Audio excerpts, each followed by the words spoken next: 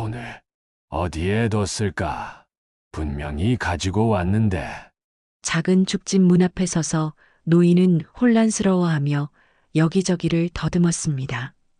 차림새는 멀끔한데 치매 초기 증상인지 기억이 가물가물한 것 같았습니다.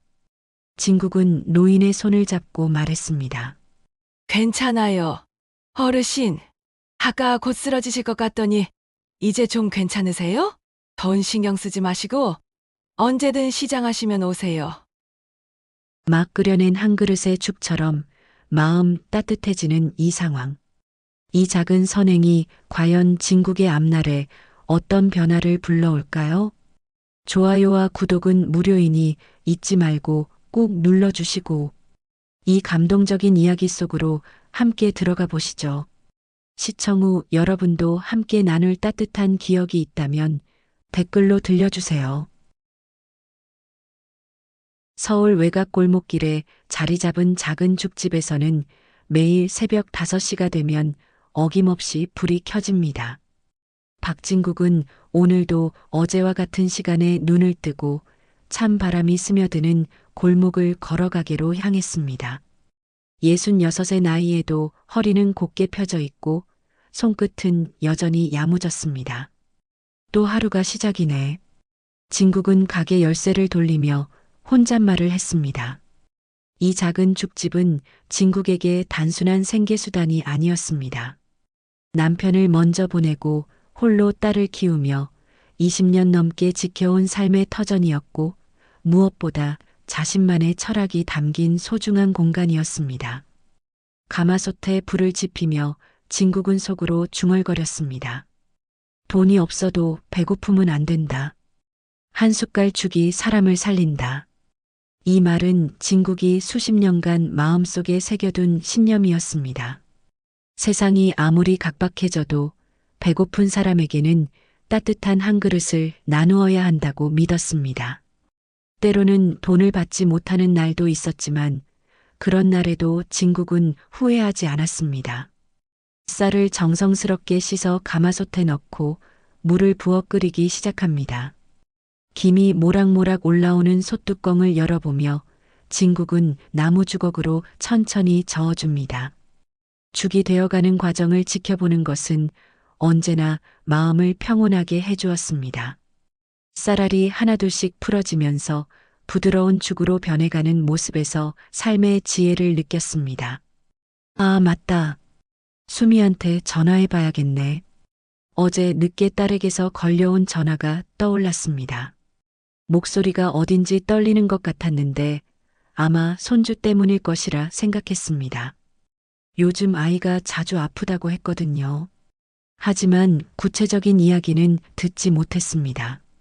수미는 늘 어머니를 걱정시키지 않으려고 힘든 일이 있어도 혼자 사귀는 성격이었습니다. 가게 문을 열고 의자를 정리하며 하루를 준비합니다. 골목 상인들이 하나둘 문을 여는 소리가 들려왔습니다. 이 골목에서 진국은 터줏대감 같은 존재였습니다. 누구든지 힘든 일이 있으면 진국의 죽집을 찾아와 따뜻한 위로를 받고 갔습니다. 진국의 죽에는 단순한 영양분 이상의 무언가가 들어있다고 사람들은 말했습니다. 첫 번째 손님이 들어왔습니다. 단골인 김할머니였습니다. 사장님, 오늘도 맛있는 죽 한 그릇 주세요. 어제 먹은 죽 덕분에 소화도 잘 되고 몸이 한결 나아졌어요. 진국은 미소를 지으며 정성껏 끓인 죽을 그릇에 담아내어 드렸습니다. 천천히 드세요. 뜨거우니까 조심하시고요. 오늘은 멸치 다시마 우린 물로 끓여서 더 구수할 거예요. 오전 시간이 지나며 몇 명의 손님이 더 다녀갔습니다. 공사장에서 일하는 아저씨, 근처 사무실에 다니는 직장인, 혼자 사는 노인분들까지 각자 다른 사연을 안고 살아가는 사람들이었지만 진국의 죽집에서만큼은 모두가 따뜻한 위안을 얻어갔습니다. 점심시간이 되자 평소보다 손님이 많이 찾아왔습니다. 진국은 분주하게 죽을 퍼담으며 각 손님의 취향을 기억해 정성껏 대접했습니다. 이분은 간을 좀 싱겁게, 저분은 야채를 많이. 손님 한 명 한 명을 소중히 여기는 마음이 자연스럽게 배어났습니다. 오후가 되어 가게가 조용해지자 진국은 설거지를 하며 깊은 생각에 잠겼습니다. 수미가 혼자 아이를 키우며 얼마나 힘들까 싶어 마음이 무거웠습니다. 사위는 교통사고로 일찍 세상을 떠났고 그 후로 수미는 모든 것을 혼자 감당해야 했습니다. 밤늦게까지 일하며 아이를 돌보는 딸을 보면 가슴이 아팠습니다. 내가 더 도와줄 수 있으면 좋을 텐데. 진국은 한숨을 내쉬었습니다. 죽집 수입으로는 넉넉하지 않았지만 그래도 딸과 손주에게 조금이라도 보탬이 되고 싶었습니다. 특히 손주는 어려서부터 몸이 약해 자주 병원을 드나들어야 했는데 그때마다 의료비 걱정에 수미의 얼굴이 어두워지는 것을 보며 안쓰러웠습니다. 해가 지고 저녁이 되어서야 마지막 손님이 나갔습니다. 진국은 가마솥을 정리하고 내일을 위해 쌀을 불려놓았습니다. 그리고 수미에게 전화를 걸어보기로 마음먹었습니다. 딸의 목소리에서 평소와 다른 무언가를 느꼈던 것이 계속 마음에 걸렸습니다. 작은 죽집이지만 이곳에서 만들어지는 죽 한 그릇 한 그릇에는 진국의 마음이 고스란히 담겨 있었습니다. 내일도 새벽 5시에 일어나 똑같은 일상을 반복하겠지만 그것이 진국에게는 의미 있는 하루하루였습니다. 누군가의 하루를 따뜻하게 만드는 일, 그것이 바로 진국이 살아가는 이유였습니다. 진국이 가게 정리를 마치고 집으로 돌아가려던 그 순간 휴대폰이 울렸습니다. 수미였습니다. 여보세요, 엄마. 딸의 목소리는 평소와 달리 떨리고 있었습니다. 진국은 가슴이 덜컥 내려앉는 것을 느꼈습니다. 수미야, 무슨 일이야? 목소리가 왜 그래? 진국은 가게 의자에 주저앉으며 전화기를 귀에 바짝 댔습니다. 전화기 너머로 수미의 흐느끼는 소리가 들려왔습니다. 엄마, 준호가 큰일 났어요. 진국의 손이 떨렸습니다. 10살인 손주 준호는 진국에게 세상에서 가장 소중한 존재였습니다. 뭔 소리야? 준호가 어떻게 됐다는 거야? 목소리가 높아졌지만 수미는 한동안 말을 잇지 못했습니다. 오열하는 소리만 들려올 뿐이었습니다. 병원에서 희귀병이라고 해요. 심장에 문제가 있대요. 선천적으로 심장 판막에 이상이 있었는데 지금까지 별 증상이 없어서 모르고 있었다고. 수미의 말이 끊어질 듯 이어졌습니다. 수술을 해야 한다고 해요. 빨리 하지 않으면 위험하다고. 진국은 머리가 하얗게 변하는 것을 느꼈습니다. 손주가 아플 때마다 걱정했지만 이렇게 심각한 병이 있을 줄은 꿈에도 생각하지 못했습니다. 수술? 그럼 수술하면 되잖아. 돈 걱정은 하지 마라. 엄마가 어떻게든. 엄마. 수미의 목소리가 더욱 절망적으로 변했습니다. 수술비가 5천만 원이래요. 그것도 빨리 해야 한다고. 전화기 너머로 수미가 완전히 무너지는 소리가 들려왔습니다. 우리 집도 이미 담보로 잡혀 있어서 은행에서도 더 이상 대출이 안 된다고 해요. 진국은 의자에서 일어나지도 못하고 그대로 주저앉았습니다. 5천만 원이라는 금액이 머릿속에서 맴돌았습니다. 죽집 수익으로는 도저히 감당할 수 없는 거액이었습니다. 그동안 모아둔 적금과 예금을 다 합쳐도 1,000만 원이 채 되지 않았습니다. 엄마, 우리 어떡해요? 아이를 살릴 수가 없어요. 수미의 절규가 진국의 가슴을 찢었습니다. 진국은 속으로 피가 마르는 것 같았습니다. 평생을 자식과 손주만을 생각하며 살아왔는데 정작 가장 중요한 순간에 아무것도 해줄 수 없다는 무력감에 온몸이 떨렸습니다. 수미야, 진정해. 엄마가 방법을 찾아볼게. 분명히 방법이 있을 거야. 하지만 진국 자신도 어떤 방법이 있을지 막막했습니다. 그래도 딸 앞에서만은 흔들릴 수 없었습니다. 일단 병원에서 최대한 시간을 벌어봐. 엄마가 내일 아침부터 여기저기 알아보고 도움을 청해 볼게. 전화를 끊고 나서 진국은 한동안 빈 가게에 혼자 앉아 있었습니다.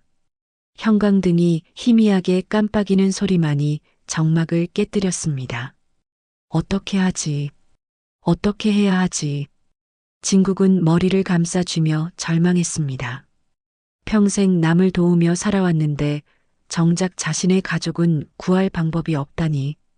그날 밤 진국은 잠을 이룰 수 없었습니다. 천장을 바라보며 온갖 생각이 머릿속을 스쳤습니다. 가게를 팔면? 하지만 이 작은 죽집이 얼마나 될까요? 많아봐야 몇백만 원 정도일 텐데. 친척들에게 도움을 청하자니 이미 다들 형편이 넉넉하지 않다는 걸 알고 있었습니다.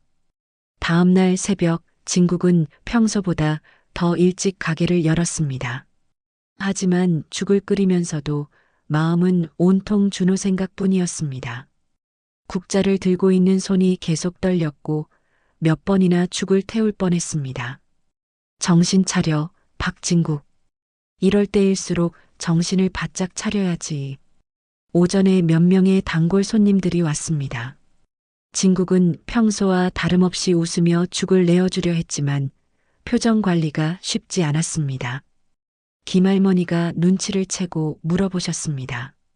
사장님, 오늘 안색이 안 좋아 보이는데 어디 편찮으세요? 아니에요. 그냥 잠을 좀 못 잤을 뿐이에요. 진국은 억지로 미소를 지었지만 속마음을 들킬까봐 조마조마했습니다. 다른 사람에게 걱정을 끼치고 싶지 않았습니다. 평생 그렇게 살아왔듯이 자신의 문제는 자신이 해결하려고 했습니다. 점심시간이 지나고 진국은 골목 상인들을 찾아다니기 시작했습니다. 먼저 옆집 문구점 사장에게 사정을 이야기했습니다. 사장님도 아시잖아요. 제가 평소에 어떻게 살아왔는지. 이번 한 번만 도와주세요. 하지만 문구점 사장도 고개를 저었습니다.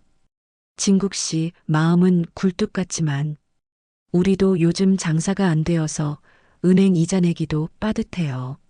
세탁소, 철물점, 슈퍼마켓을 돌아다녔지만 결과는 마찬가지였습니다.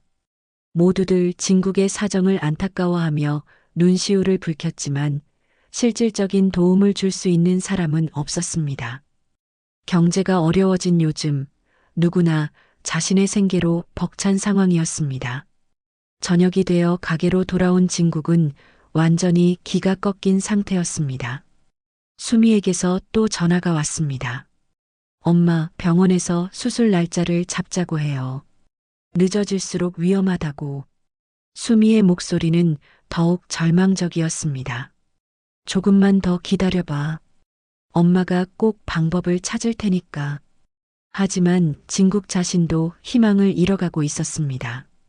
밤늦게 가게 불을 끄고 홀로 주방에 앉아 진국은 흐느꼈습니다. 죽은 사람 살린다더니 내 손주 하나도 못 살리네. 자신의 무능함이 원망스러웠고 평생 쌓아온 신념마저 흔들렸습니다. 절망에 빠진 채 며칠이 지났습니다. 진국은 여전히 매일 새벽 가게를 열고 죽을 끓였지만 마음은 온통 손주 준호 생각뿐이었습니다. 수미에게서는 하루에도 몇 번씩 전화가 왔고 병원에서는 수술을 더 이상 미룰 수 없다며 재촉하고 있었습니다. 그날 오후 평소와 다름없이 진국이 설거지를 하고 있을 때였습니다. 가게 문이 삐걱거리며 열리는 소리가 들렸습니다. 진국은 고개를 들어 입구를 바라보았습니다. 낡은 옷차림의 허름한 노인이 비틀거리며 들어오고 있었습니다. 노인은 70대 후반쯤 되어 보였습니다. 옷은 여러 날 갈아입지 않은 듯 구겨져 있었고 머리는 헝클어져 있었습니다. 무엇보다 걸음걸이가 불안정했습니다. 한 발 한 발 내디딜 때마다 휘청거렸고 벽을 짚으며 겨우 균형을 잡고 있었습니다. 진국은 설거지하던 손을 멈추고 노인을 바라보았습니다. 노인의 얼굴은 창백했고 입술은 바짝 말라 있었습니다. 눈빛도 초점이 흐릿했습니다. 뭔가 평상시와 다른 모습이었습니다. 아픈 사람을 많이 본 진국은 직감적으로 노인의 상태가 심상치 않다는 것을 알 수 있었습니다. 어르신, 괜찮으세요? 진국이 다가가려 할 때 노인은 가장 가까운 테이블에 털썩 앉았습니다. 그리고는 중얼거리기 시작했습니다. 뭐라도 먹게 해달라. 목소리는 간신히 들릴 정도로 작았고 떨리고 있었습니다.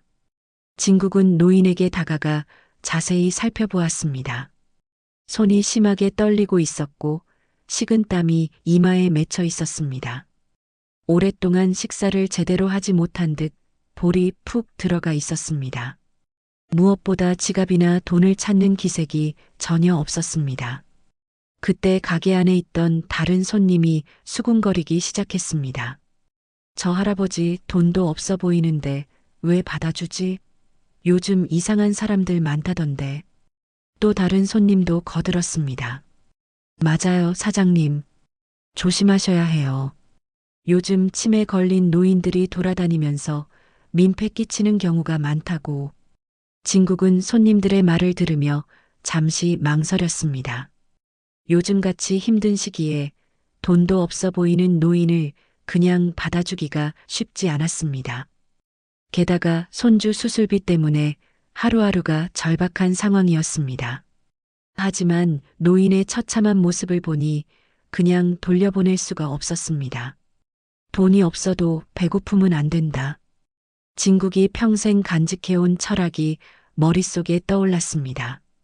아무리 자신이 어려운 상황이라 해도 눈앞에서 고통받는 사람을 외면할 수는 없었습니다. 진국은 조용히 주방으로 들어가 가장 정성스럽게 죽을 끓이기 시작했습니다. 뜨끈하게 끓인 죽을 그릇에 정성껏 담았습니다. 평소보다 더 많이 담았고 김치와 물도 함께 준비했습니다. 그리고는 노인 앞에 조심스럽게 내려놓았습니다. 괜찮으니까 천천히 드세요. 사람은 밥부터 먹어야죠. 노인은 떨리는 손으로 숟가락을 들어 죽을 떠먹기 시작했습니다. 첫 숟가락을 입에 넣자 노인의 표정이 변했습니다. 흐릿했던 눈빛에 생기가 돌기 시작했고 손 떨림도 조금씩 멈춰가는 것 같았습니다. 저혈당으로 인한 증상이 죽을 먹으면서 나아지고 있는 것이었습니다. 몇 숟가락 더 먹은 후 노인은 갑자기 눈시울을 붉혔습니다. 이 맛, 어머니 손맛 같소? 목소리에 감정이 실려 있었습니다. 50년 전에 돌아가신 어머니가 내가 아플 때마다 이렇게 죽을 끓여주셨는데. 진국은 노인의 말을 들으며 가슴이 뭉클해졌습니다. 자신이 만든 죽이 누군가에게 이런 의미가 될 줄은 몰랐습니다. 다른 손님들도 노인의 모습을 보며 더 이상 불평하지 않았습니다. 오히려 안쓰러운 시선으로 바라보고 있었습니다. 아까 곧 쓰러지실 것 같더니 이제 좀 괜찮으세요? 노인은 한 그릇을 다 먹고 나서야 정신이 좀 더 또렷해지는 것 같았습니다. 진국에게 고개를 숙여 인사했습니다. 고맙습니다. 정말 고맙습니다. 며칠을 제대로 먹지 못했는데. 그리고는 주머니를 뒤지기 시작했습니다. 하지만 아무것도 나오지 않았습니다. 돈을 어디에 뒀을까? 분명히 가지고 왔는데. 노인은 혼란스러워하며 여기저기를 더듬었습니다. 치매 초기 증상인지 기억이 가물가물한 것 같았습니다. 진국은 노인의 손을 잡고 말했습니다. 괜찮아요. 돈은 나중에 주셔도 돼요. 돈 신경 쓰지 마시고 언제든 시장하시면 오세요. 노인은 진국의 손을 꼭 잡으며 말했습니다. 정말 고맙습니다. 이런 친절을 요즘 같은 세상에. 그리고는 비틀거리며 자리에서 일어났습니다. 집에 가서 돈을 가져다 드리겠습니다. 하지만 걸음걸이는 여전히 불안정했습니다. 진국은 노인이 걱정되어 문 앞까지 따라 나갔습니다. 어르신, 집이 어디세요? 혼자 가실 수 있으세요? 하지만 노인은 대답하지 않고 골목길로 사라져 갔습니다. 뒷모습이 너무나 쓸쓸해 보였습니다.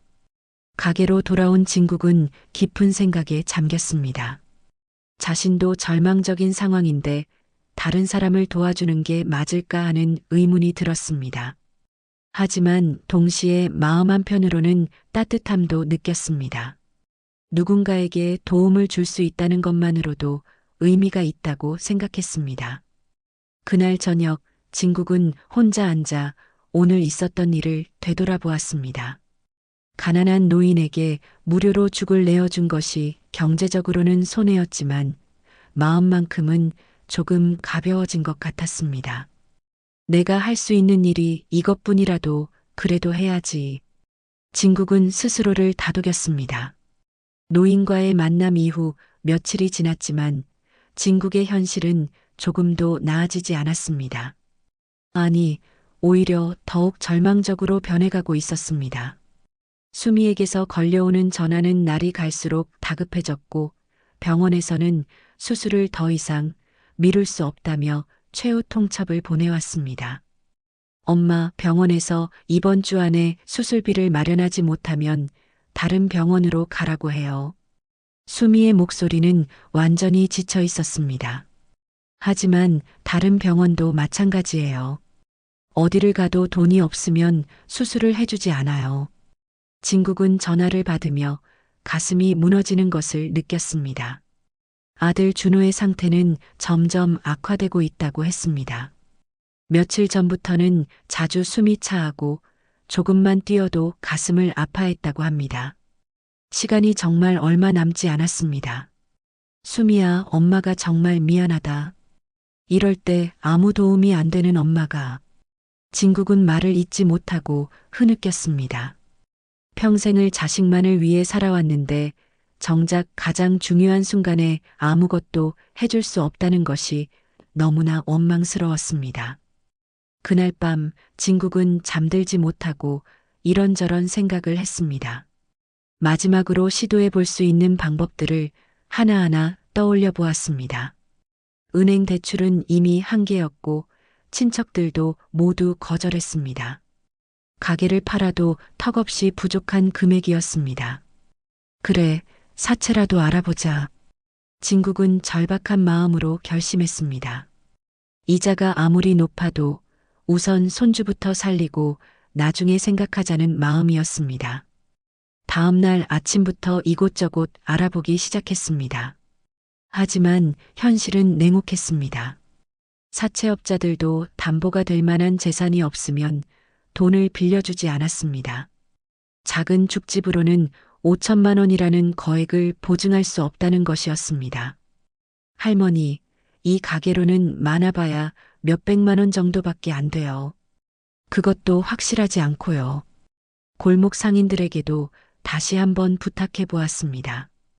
이번에는 정말 마지막이라며 무릎까지 꿇었습니다. 제발 도와주세요. 저 혼자만의 부탁이 아니에요. 아이 생명이 걸린 문제예요. 하지만 답은 마찬가지였습니다. 모두들 미안해하면서도 현실적으로 도울 방법이 없다고 했습니다. 며칠 동안 온갖 곳을 다니며 도움을 청했지만 결과는 절망뿐이었습니다. 오히려 이런 자신의 모습이 초라해 보였습니다. 평생 자존심을 지키며 살아왔는데 이제는 그 자존심도 내려놓고 매달렸지만 아무도 손을 내밀어주지 않았습니다. 수미에게서 또 전화가 왔습니다. 엄마, 준호가 오늘 응급실에 실려갔어요. 갑자기 쓰러졌는데 의식을 잃었다가 깨어났어요. 수미는 울먹이며 말했습니다. 의사 선생님이 정말 더 이상 미룰 수 없다고 해요. 이번 주 안에 수술하지 않으면. 알겠다, 수미야. 엄마가 꼭 방법을 찾을게. 하지만 진국 자신도 이제 무엇을 해야 할지 모르겠습니다. 모든 방법을 다 써봤는데도 길이 보이지 않았습니다. 절망감이 온몸을 휘감았습니다. 그날 저녁 가게 문을 닫고 혼자 앉아있던 진국은 참았던 눈물을 터뜨렸습니다. 하나님, 정말 이럴 거예요? 평생 착하게 살려고 했는데, 남한테 피해주지 않고 도움만 주려고 했는데, 원망스러운 마음과 절망감이 뒤섞여 가슴을 짓눌렀습니다. 밤이 깊어갈수록 진국의 마음은 더욱 무거워졌습니다. 가마솥 앞에 앉아 멍하니 벽을 바라보며 생각했습니다. 죽은 사람 살린다더니 내 손주 하나도 못 살리네. 자신이 평생 믿어온 가치관이 무너져 내리는 것 같았습니다.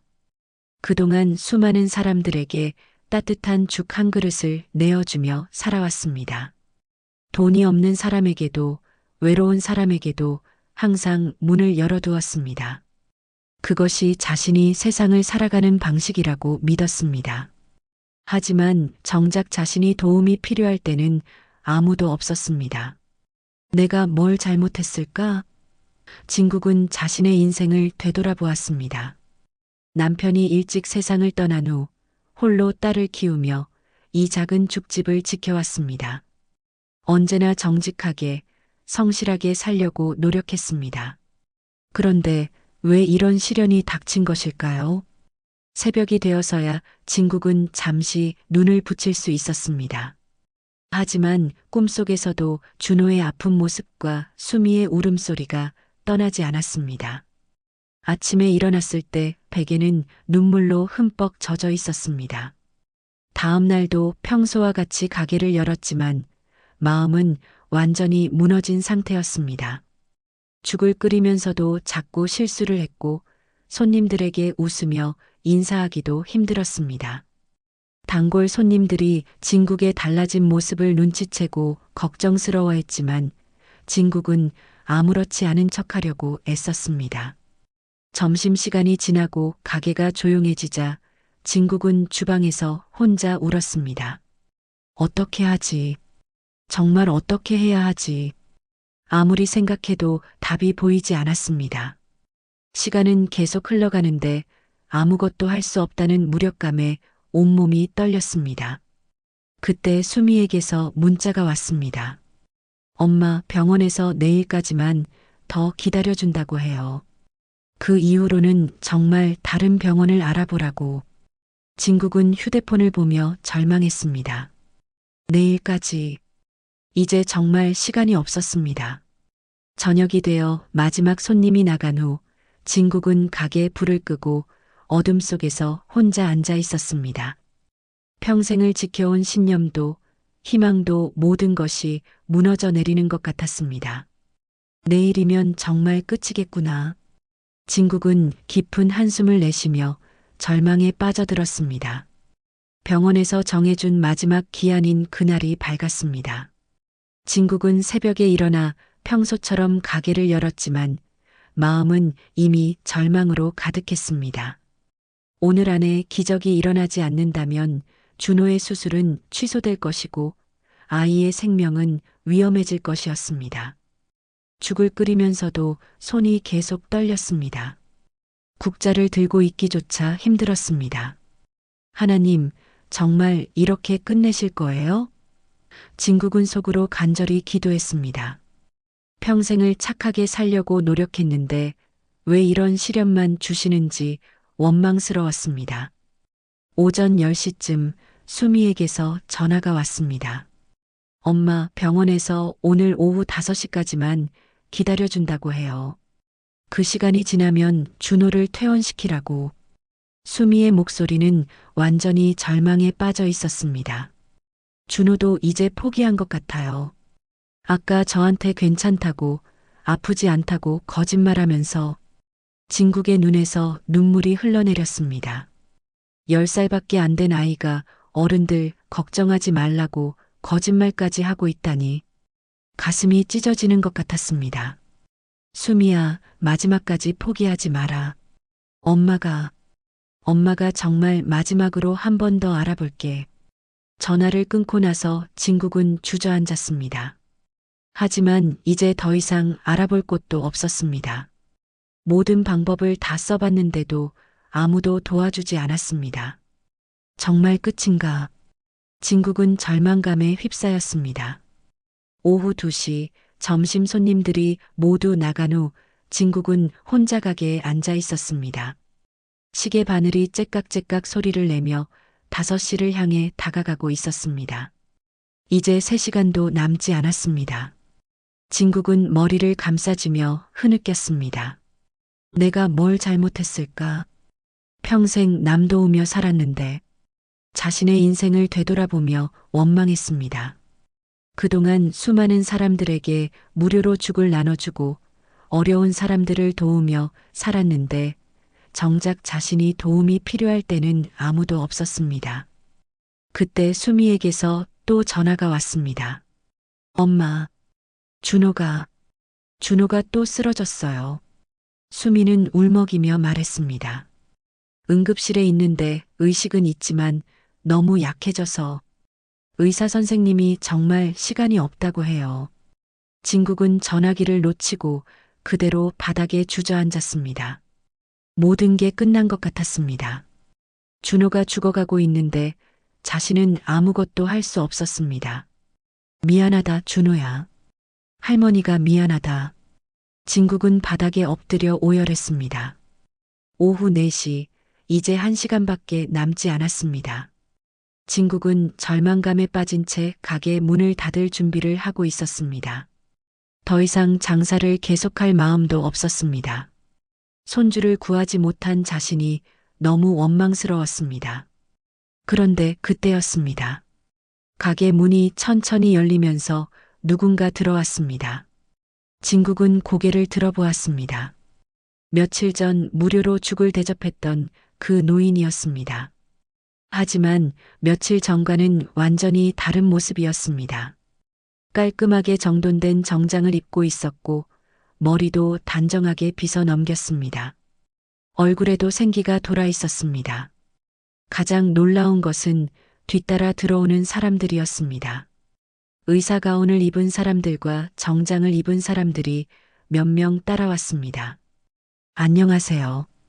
노인은 진국에게 정중히 인사했습니다. 며칠 전에 죽을 얻어먹었던 사람입니다. 기억나시는지요? 진국은 멍하니 노인을 바라보았습니다. 같은 사람이 맞나 싶을 정도로 달라진 모습이었습니다. 제 소개를 제대로 하지 못했네요. 노인은 명함을 꺼내며 말했습니다.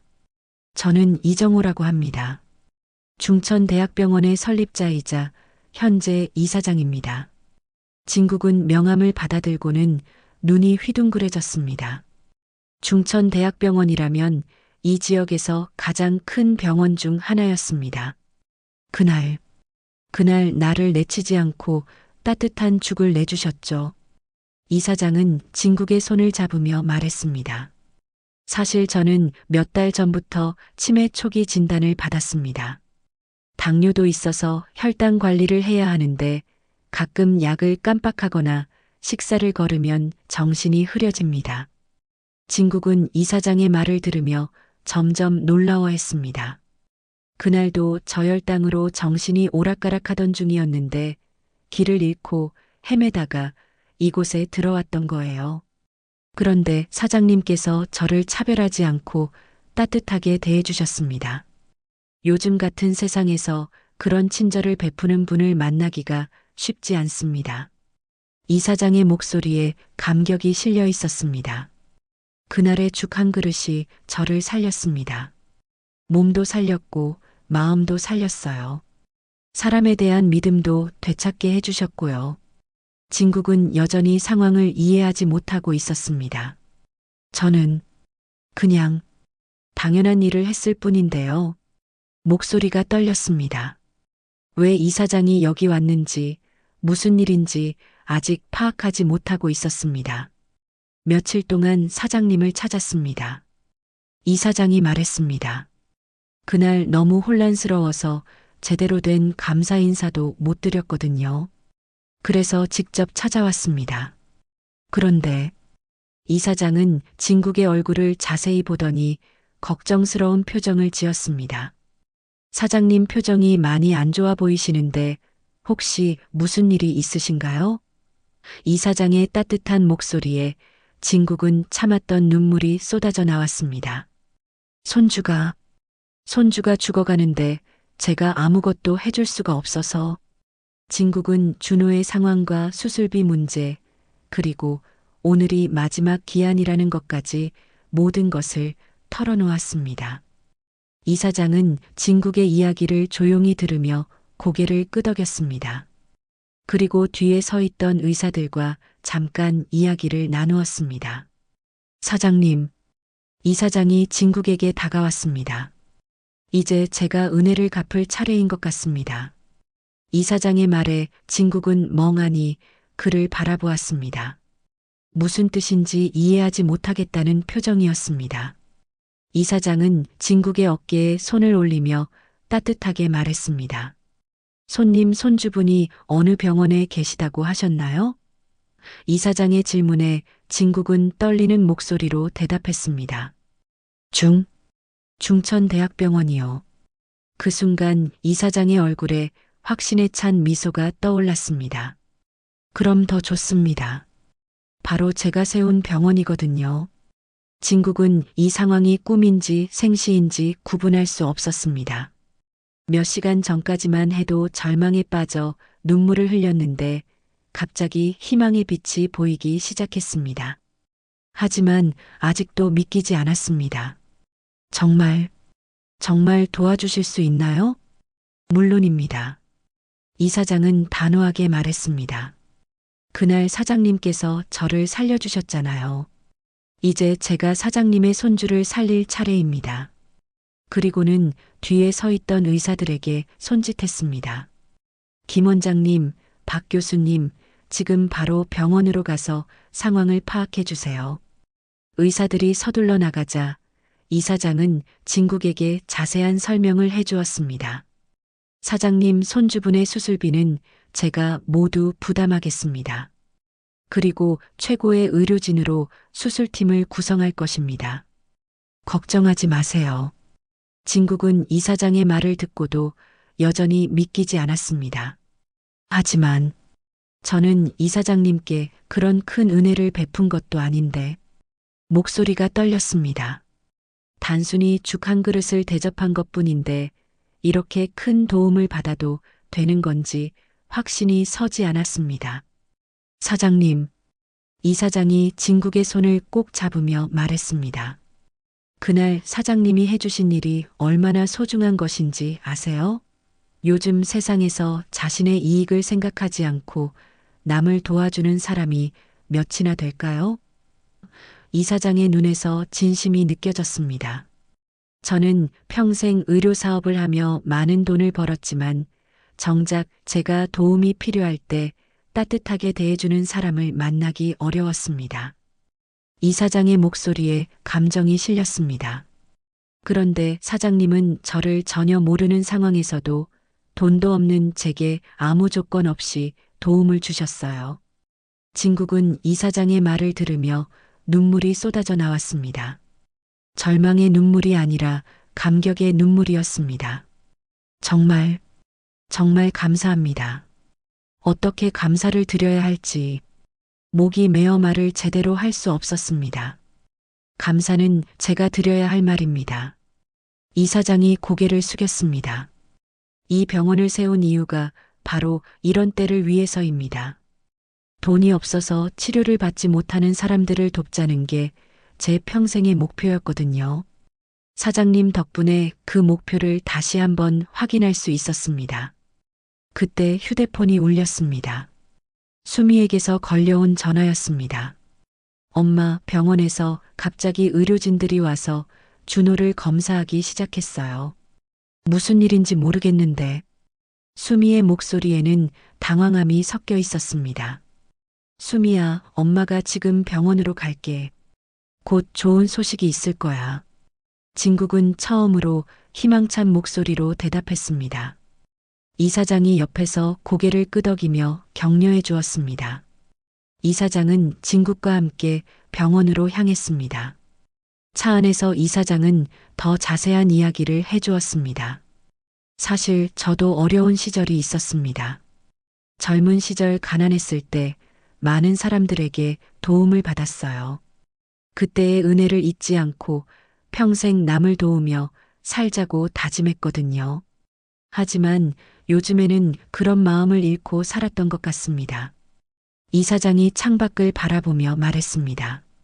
돈이 많아지고 지위가 높아지면서 초심을 잃었었어요. 그런데 사장님을 만나면서 다시 깨달았습니다. 진짜 중요한 게 무엇인지 말이에요. 병원에 도착하자 의료진들이 기다리고 있었습니다. 이사장은 곧바로 의료진과 회의를 시작했습니다. 준호 어린이의 수술을 최우선으로 진행하세요. 최고의 의료진으로 팀을 구성하고 모든 비용은 병원에서 부담합니다. 의사들은 이사장의 지시를 받고 즉시 준비에 들어갔습니다. 수술은 내일 아침 첫 번째로 진행하겠습니다. 오늘 밤 동안 정밀 검사를 하고 수술 준비를 완료하겠습니다. 주치의가 보고했습니다. 진국은 수미와 함께 준호의 병실로 갔습니다. 산소호흡기를 끼고 있는 손주를 보니 가슴이 아팠지만 이제는 희망이 생겼습니다. 준호야, 할머니가 왔다. 내일 수술 받으면 다 나을 거야. 진국은 준호의 손을 잡으며 말했습니다. 준호는 약해진 목소리로 말했습니다. 할머니, 저 괜찮아요. 할머니 걱정하지 마세요. 어린 나이에도 어른들을 걱정하는 준호의 모습에 진국의 눈에서 또 눈물이 흘렀습니다. 수미는 갑작스러운 상황 변화를 이해하지 못하고 있었습니다. 엄마, 이게 어떻게 된 일이에요? 갑자기 병원에서 수술을 해준다고 하고. 진국은 수미에게 오늘 있었던 모든 일을 설명해 주었습니다. 며칠 전에 도와드린 분이 병원 이사장이셨다니. 수미도 믿기지 않는다는 표정이었습니다. 엄마가 평소에 어떻게 사셨는지 아니까 이런 일이 일어날 수 있다고 생각해요. 선행의 보답이에요. 그날 밤 가족들은 병원에서 밤을 지새웠습니다. 진국은 준호의 침대 옆에서 손자를 지켜보며 기도했습니다. 고맙습니다. 정말 고맙습니다. 절망에서 희망으로 바뀐 하루가 꿈만 같았습니다. 이사장도 밤늦게 병실을 찾아와 격려해 주었습니다. 내일 수술은 반드시 성공할 겁니다. 우리 병원 최고의 의료진이 담당하니까 걱정하지 마세요. 그리고는 진국에게 조용히 말했습니다. 사장님의 따뜻한 마음이 만든 기적입니다. 새벽이 밝아오면서 수술실 준비가 완료되었습니다. 이제 정말 중요한 순간이 다가왔습니다.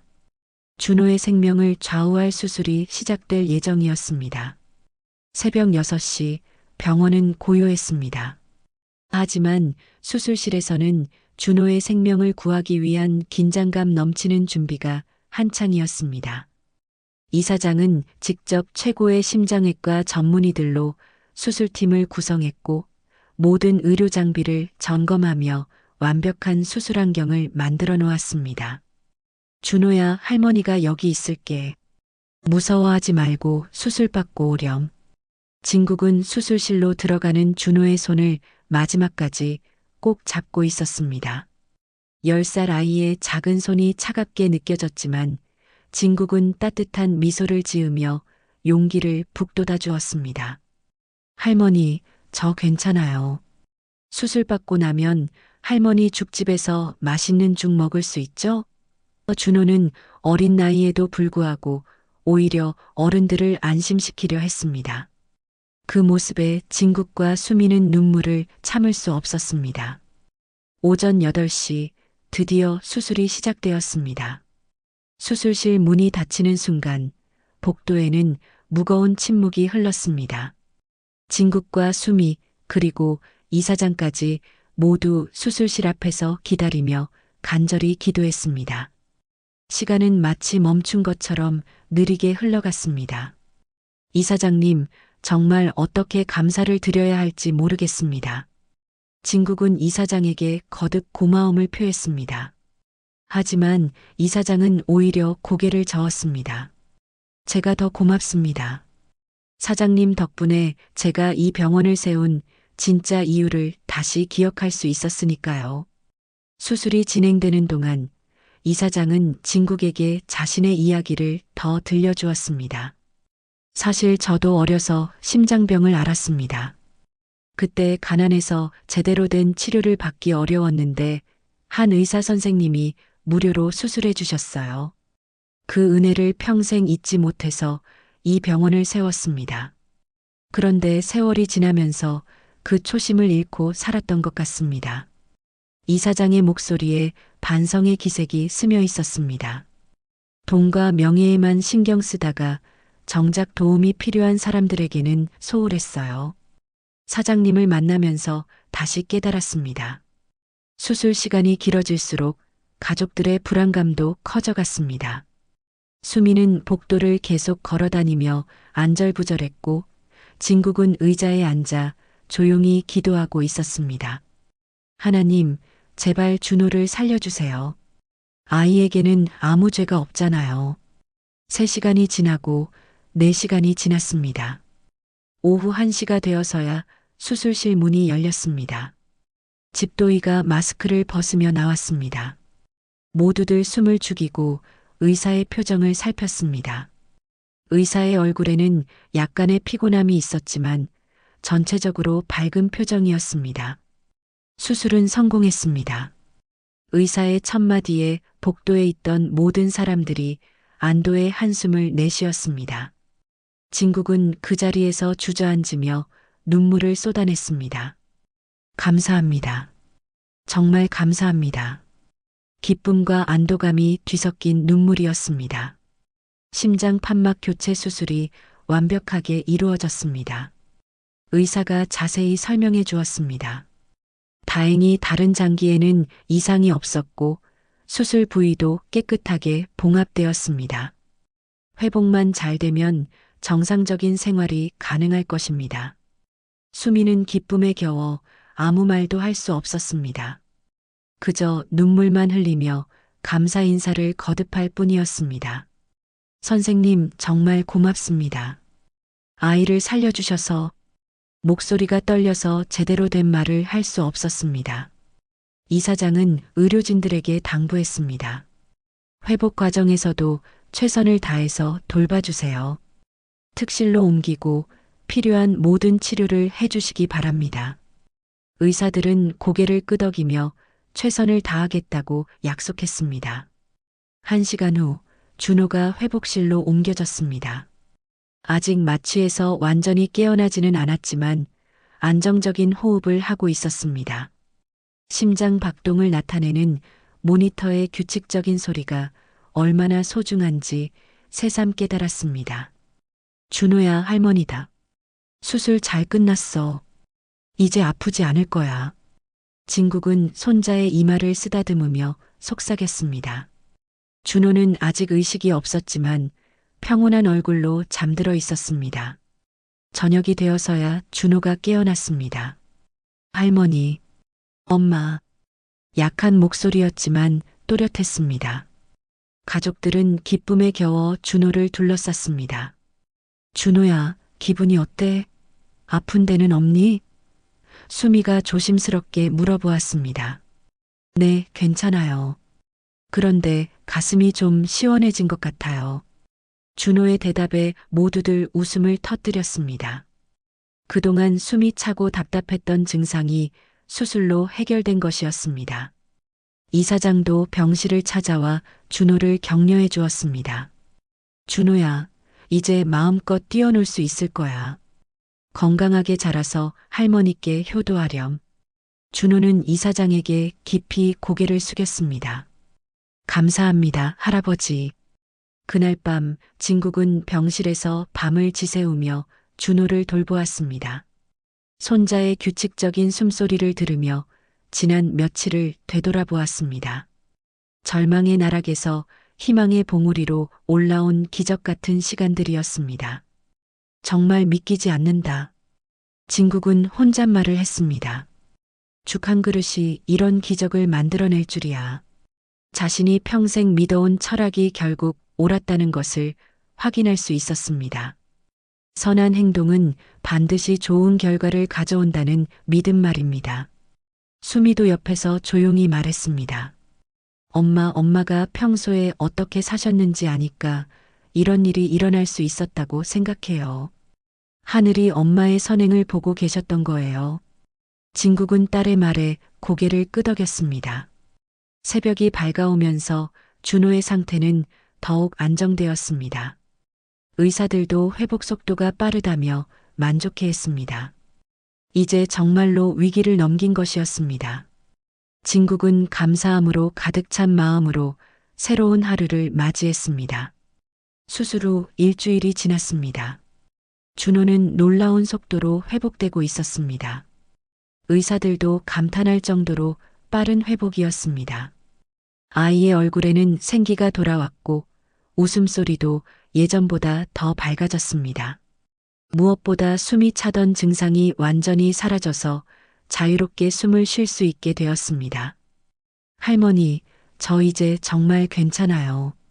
가슴이 이렇게 시원한 건 처음이에요. 준호는 병실에서 작은 발걸음을 떼며 기뻐했습니다. 그동안 조금만 움직여도 힘들어했던 아이가 이제는 활발하게 돌아다닐 수 있게 된 것입니다. 진국은 손자의 모습을 보며 매일 감사의 눈물을 흘렸습니다. 준호야, 할머니가 얼마나 걱정했는지 아니? 이제 정말 건강해져서 할머니가 세상에서 제일 행복하다. 진국의 목소리에는 기쁨과 안도감이 가득했습니다. 이사장은 매일 병실을 찾아와 준호의 회복 상태를 확인했습니다. 그리고 진국에게 특별한 제안을 했습니다. 사장님, 제가 하나 부탁드리고 싶은 것이 있습니다. 이사장의 진지한 표정에 진국은 귀를 기울였습니다. 이 병원 로비 한편에 작은 공간을 마련하려고 합니다. 환자분들과 보호자분들이 따뜻한 식사를 할 수 있는 곳 말입니다. 이사장이 설명했습니다.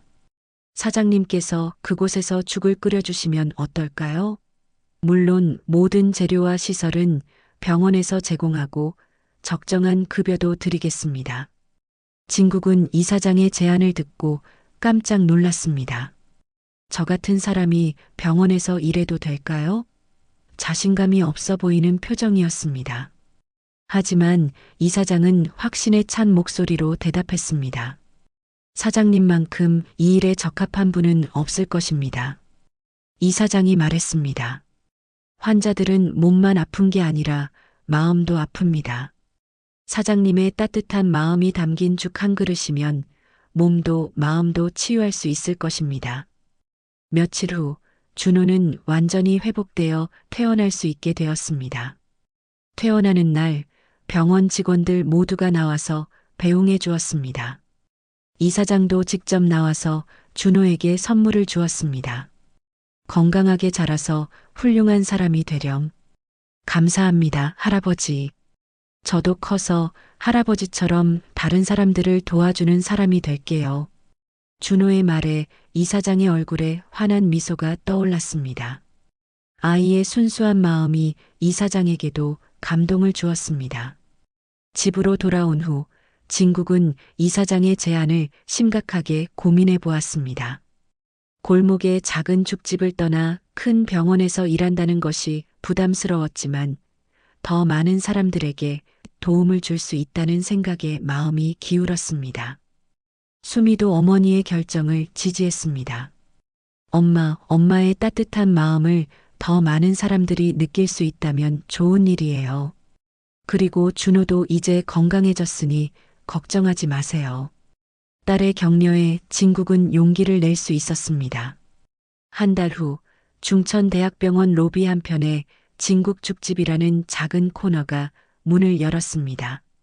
병원과는 어울리지 않을 것 같던 작은 죽집이지만 따뜻한 인테리어와 정성스러운 준비로 금세 병원의 명소가 되었습니다. 첫날부터 많은 환자들과 보호자들이 찾아왔습니다. 수술을 앞둔 환자의 가족, 오랜 치료로 지친 보호자들, 회복 중인 환자들까지 다양한 사람들이 진국의 죽을 맛보러 왔습니다. 사장님, 이 죽 정말 맛있어요. 병원 음식만 먹다가 이런 집밥 같은 죽을 먹으니 힘이 나네요. 한 보호자가 감사 인사를 했습니다. 진국은 그런 말을 들을 때마다 가슴이 뿌듯했습니다. 특히 경제적으로 어려운 환자들에게는 무료로 죽을 제공했습니다. 이사장의 전적인 지지하에 이루어지는 일이었습니다. 돈이 없어도 배고픔은 안 된다는 진국의 철학을 병원에서도 그대로 실천할 수 있게 된 것입니다. 몇 달이 지나자 진국 죽집은 병원 내에서 유명해졌습니다. 의료진들도 자주 찾아와서 따뜻한 죽으로 끼니를 해결했습니다. 무엇보다 환자들의 회복에도 도움이 되고 있었습니다. 따뜻한 죽 한 그릇이 주는 위안과 영양이 치료에 긍정적인 영향을 미쳤습니다. 어느 날 한 암 환자의 가족이 진국을 찾아왔습니다. 사장님 덕분에 저희 아버지가 힘을 내고 계세요. 항암 치료로 입맛을 잃었는데 사장님 죽만은 맛있게 드세요. 그런 말을 들을 때마다 진국은 자신이 하는 일의 소중함을 느꼈습니다. 이 사장도 자주 죽집을 찾아와서 진국과 이야기를 나누었습니다. 사장님, 정말 잘 결정하신 것 같습니다. 병원 분위기가 훨씬 따뜻해졌어요. 환자분들도 예전보다 밝은 표정을 지으시고요. 준호도 가끔 병원에 놀러 와서 할머니를 도왔습니다. 완전히 건강해진 준호는 다른 아픈 아이들을 위로해주기도 했습니다. 저도 여기서 수술받았는데 지금 이렇게 건강해졌어요. 금방 나을 거예요. 준호의 밝은 모습이 다른 환자들에게도 희망을 주었습니다. 1년이 지난 지금 진국은 매일 새벽 병원에 나와서 정성껏 죽을 끓입니다. 예전 골목 죽집에서와 마찬가지로 한 그릇 한 그릇에 정성과 사랑을 담아서 만듭니다. 이제는 더 많은 사람들에게 따뜻함을 전할 수 있게 되었습니다. 작은 친절이 기적을 만든다. 진국은 이제 이 말의 진정한 의미를 알게 되었습니다. 자신이 베푼 작은 친절이 돌고 돌아 더 큰 기적이 되어 돌아왔습니다. 그리고 이제는 자신이 그 기적을 다른 사람들에게 전해주는 역할을 하고 있습니다. 병원 복도를 지나다니는 사람들의 얼굴에서 조금이라도 어려움이 덜어지는 모습을 볼 때마다 진국은 자신이 세상에서 가장 행복한 사람이라고 생각합니다. 따뜻한 한 그릇의 죽이 목숨을 살리고 마음을 살린다는 것을 매일매일 확인하고 있기 때문입니다. 때로는 가장 절망적인 순간에 내민 따뜻한 죽 한 그릇이 두 사람의 운명을 완전히 바꿔놓기도 합니다. 돈이 없어도 배고픔은 안 된다는 진국의 작은 철학이 결국 손주의 생명을 구하고 더 많은 사람들에게 희망을 전하는 기적으로 이어졌습니다. 진정한 선행은 조건 없는 마음에서 시작되며 그 마음이 돌고 돌아 더 큰 사랑으로 돌아온다는 것을 이 이야기는 우리에게 보여줍니다. 작은 친절 하나가 세상을 얼마나 따뜻하게 만들 수 있는지 우리 모두의 마음속에 진국 할머니 같은 따뜻함이 있다는 희망을 발견하게 됩니다. 오늘 이야기가 여러분의 마음에 따뜻한 죽 한 그릇이 되었다면 구독과 좋아요로 응원해주세요.